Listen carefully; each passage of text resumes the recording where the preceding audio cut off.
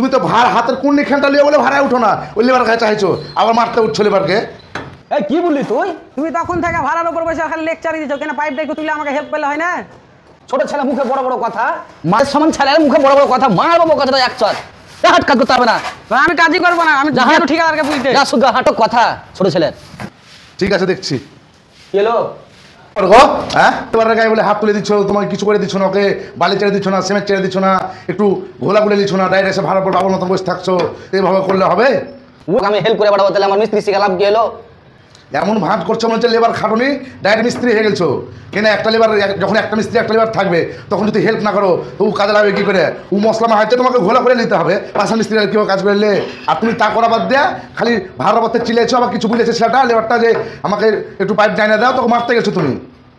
আসসালামু আলাইকুম। আমাদের ভিডিওটা বানানোর উদ্দেশ্য হচ্ছে কি, দেখবেন অনেক এ ধরনের মিস্ত্রি আছে যারা মানে মশলায় হাত দিবে না।